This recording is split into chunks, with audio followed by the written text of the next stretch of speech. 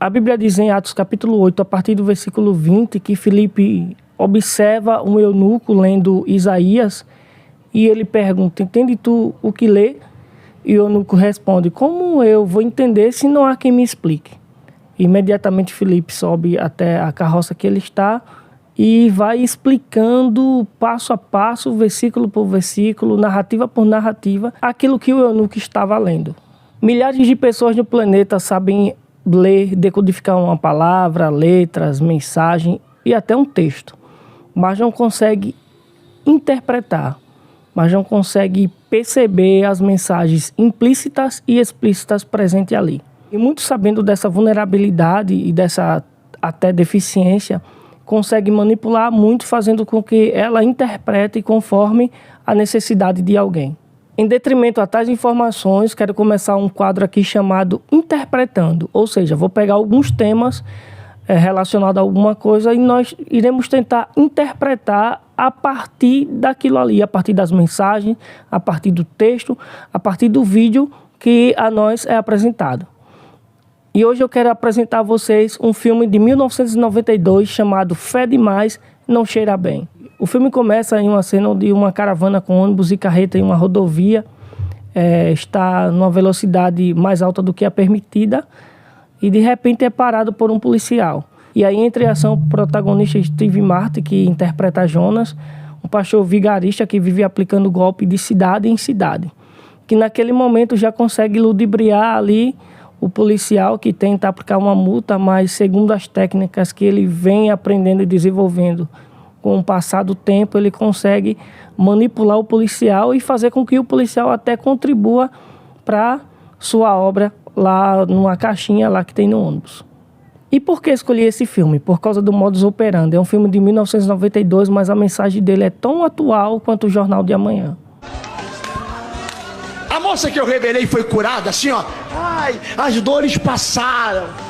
Eu falei que ela tinha que fazer um voto de quanto aqui quando Deus prosperasse ela? R$ 1.000. R$ 1.000. O senhor vai ser de 10 mil. Por quê, pastor? Porque Deus vai enriquecer aquela mulher, mas você já está na fase do milionário. E o roteiro se desenrola quando um dos carros quebra e eles precisam sair da rodovia para a cidade mais próxima. Até chegar a uma cidade pequenininha, daquelas que parece que parou no tempo, as pessoas ainda se vestem como se fosse na década de 60, de 80, bem simples mesmo. Que ao chegar na principal lanchonete da cidade, os moradores dali parecem ter um choque cultural, principalmente em relação à forma como Jonas e sua caravana se vestem, falam e se comportam. É muito futurista para eles. Mas é como diz o ditado: em cidade pequena o inferno é grande. Portanto, às vezes tem o mesmo ministério em uma cidade pequena e em uma cidade da capital. E na cidade pequena o pastor não quer que a irmã não coloque nem um pauzinho no rosto. E essa mesma irmã de uma cidade, do mesmo ministério de uma cidade da capital, ela usa brinco, ela usa maquiagem de forma excessiva. O pastor que não permite que o membro de sua igreja use bermuda nem amarrado e que só vá para a igreja usando terno ou gravata. O mesmo obreiro de uma cidade maior muitas das vezes vai para a igreja de calça jeans e camisa polo. Mas o xerife daquela cidade percebe logo que Jonas e sua turma não passam de um bando de picareta que se aproveita da fé alheia. A equipe tem um especialista que anda sempre com um laptop para cima e para baixo, onde ela consegue pegar determinadas informações de cada lugar que vai. E não é diferente nessa cidade. Ela procura saber qual a família mais rica, o que é que tem acontecido na cidade. A cidade passa por um processo em que há algum tempo já não chove e as pessoas precisam muito do cultivo, da lavoura, e estão vendendo sua casa, atolado em dívidas, alguns precisando viajar para outros lugares porque não conseguem pagar a hipoteca. Procura saber qual a renda familiar anual, quais as famílias mais ricas da cidade e o nível médio de educação, porque isso é muito comum e quanto menos instruído é o povo, mais fácil para a atuação desses vigaristas. Por isso que países como o Brasil, ele recria e ele proporciona um cenário perfeito. Dificilmente pessoas assim como essas pessoas que agem no Brasil, esses pseudos pastores da revelação, teriam esse sucesso que tem aqui no Brasil, em alguns países da Europa. Principalmente porque as pessoas lá leem mais, as pessoas estudam mais, assistem mais documentários e conhece melhor a história da religião e a história desses farsantes. E sabe compreender, toda pessoa que lê a Bíblia e consegue interpretar, não tem essa deficiência, essa vulnerabilidade em interpretação, sabe que o Deus da Bíblia é completamente diferente desse Deus apresentado por essas pessoas aí. Eles forjam milagres, falsas revelações, pessoas com cadeiras de rodas ali são atores, ou eles induzem pessoas a sentar ali para depois forjar aquele pseudo-milagre. A pessoa chegou aqui sem andar e está andando. Eles conseguem contratar pessoas para colocar ali na plateia, para em determinado momento, na pregação do pastor, levantar ali como se estivesse sentindo algo. Eu já falei aqui no canal que determinado taxista, ele fazia bicos finais de semana, sexta, sábado e domingo à noite. Durante a semana, o dia todinho ele era taxista e à noite ele era cadeirante, ou seja, ele chegava cadeirante profissional. Chegava na igreja com a cadeira de roda, tudo tramado com o pastor fazia lá aquele teatrinho e no final do culto ele saía andando e louvando a Deus. Tem até um pastor famoso aqui que se veste de saco e ele contratou um falso padre para chegar lá na sua igreja e fazer parte daquele teatrinho. Todo mundo sabe que aquele padre é falso, mais falso que uma nota de 3. E ele começa uma falsa revelação ali. E o padre já começa a falar em mistério, já entra no reteté, já começa a rodar, enfim. E o público vai ao delírio, né? Porque a galera gosta dessa ideia de pão e circo. Se não tiver pão e circo, se não tiver entretenimento no culto, o culto não prestou. E esses jumentos batizados que saem de lá, no outro dia, ou na mesma noite, posta a legenda: o culto hoje foi abençoado demais. Glória a Deus! Aleluia! Mas o filme ganha um outro tom quando o Jonas conhece Boyd, que é um garoto que sofreu um acidente e luta para voltar a andar. Um garoto que recusa tratamento médico porque ele diz que só volta a andar se for a vontade de Deus. E Jonas, como ele é cético, ele é um ateu, ele não acredita em Deus, ele não acredita em milagre, até porque, para ele, se Deus existisse, Deus não iria permitir que ele fizesse tudo aquilo em nome de Deus. Então, um cara que está lá pregando a palavra, um cara que está lá falando de milagre, falando de Jesus, mas ele não acredita em Deus, ele olha para o céu e ele diz que lá só existe o universo e mais nada, que não tem ninguém lá em cima que consiga fazer nada por ninguém aqui embaixo. Isso só mostra que tem muitas pessoas aí no cenário nacional, e eu já falei outras vezes no canal, que são ateus, e eu peço perdão aos verdadeiros ateus, aqueles que não usa do ateísmo para barganhar ou para ganhar alguma coisa em nome de Deus. Eles são ateus, eles estão ali mentindo, eles estão ali induzindo o povo, eles estão ali vendendo algo, vendendo ilusão, exatamente porque se eles acreditassem, tivessem um pouquinho de fé em Deus, eles saberiam que ali depois viria uma retaliação muito grande. Eu falo que os bandidos da fé são piores do que os bandidos seculares. Por que os bandidos da fé são piores do que o bandido secular? Porque eles conseguem enganar, ludibriar, tirar tudo da pessoa em nome da fé, em nome de Deus. Ou seja, às vezes a pessoa não tem mais nenhum recurso do mundo e ela busca solução, refúgio em tudo e não encontra. E o que é que ela faz? Ela vai para a religião. E já chega destroçada, então já chega debilitada, então qualquer palavra consegue convencer essa pessoa. E o cara se aproveita exatamente disso. Se fosse uma pessoa que tivesse temor e pelo menos cresce em Deus, a pessoa jamais faria isso.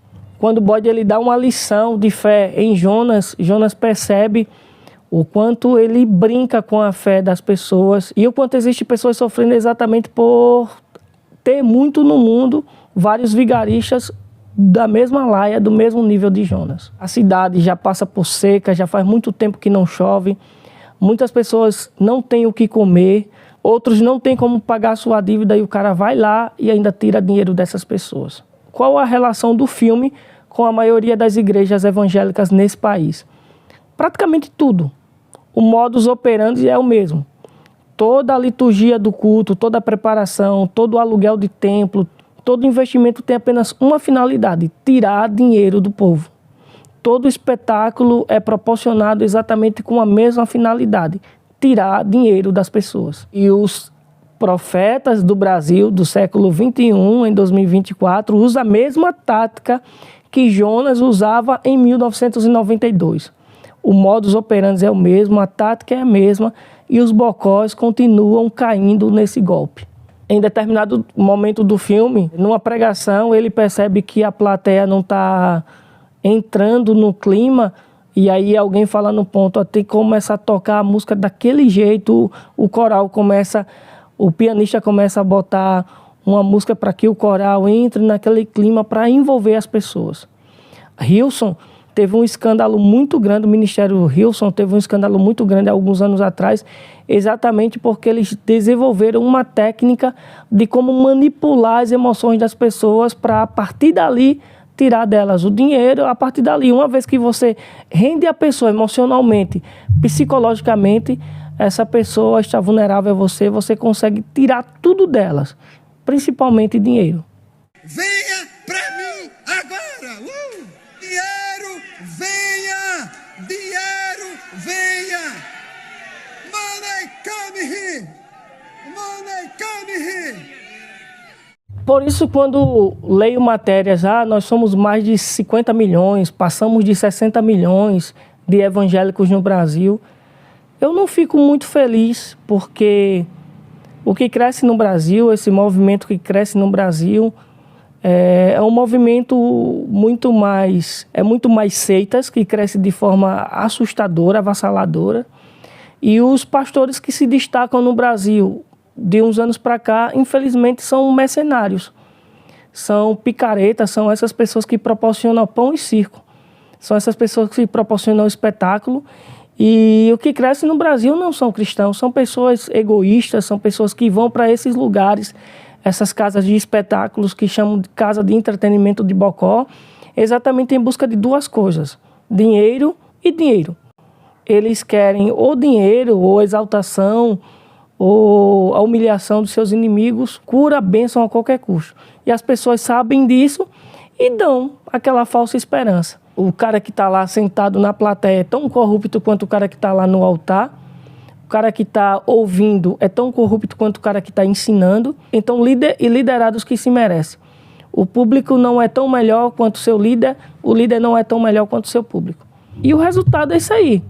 Milhões de evangélicos, milhares de igrejas abrindo todos os dias, mas a corrupção continua a aumentar, a violência não diminui, os crimes estão cada vez mais comuns, emprego, economia continua do mesmo jeito. Quem sofre com isso é aquele cara que trabalha de domingo a domingo, de sol a sol, para poder gastar parte do seu dinheiro domingo à noite, sábado à noite, em busca de um pseudo-milagre, de uma pseudo-bênção, de uma falsa sensação de que Deus vai fazer alguma coisa por ele. Acho que é ser muito ingênuo você pensar que vai pagar a uma pessoa para que Deus faça algo por você. De duas, uma, ou esse Deus ele é muito mercenário e conveniente com tudo que está acontecendo, ou Deus já entregou esse povo em suas mãos e o Deus que essa galera diz representar e servir não é o Deus bíblico. Olha, eu quero fazer o voto de ano, mas não precisa me chamar ao vivo, não. Só quero que faça uma oração. Então faz o seguinte, manda o comprovante no direct, ok? Manda o comprovante no direct. Pastor, qual que é o valor do voto? Valor de R$100. Gente, presta atenção aqui no que eu vou falar. Vocês que estão entrando agora, vocês estão entrando depois que eu já preguei, depois que eu já revelei. Vocês estão entrando agora na hora do propósito. Então não entra falando besteira, falando asneira, não. Ok? Se você não quer participar do propósito, se você acha que nada vai acontecer na tua vida, não precisa participar. Mas não toca no altar de Deus. Se tocar no altar de Deus, vai tratar. Deus trata. Se tocar no altar de Deus, Deus trata. Deus trata e trata com força. Pra começar a conversa, vá te lascar. Então essa foi a proposta de hoje, interpretando. Não contei todo o filme para que você, ao sair daqui, vá lá, procure. É uma boa indicação. O filme Fé Demais, Não Cheira Bem. Se gostou desse vídeo, deixa aí nos comentários, diz aí que filme, série ou música você quer me ver comentando aqui. Dê sugestão de novos quadros para o canal, participa aí com a gente e lembre-se, enquanto existir cavalos, São Jorge não anda a pé. Isso é tudo, pessoal.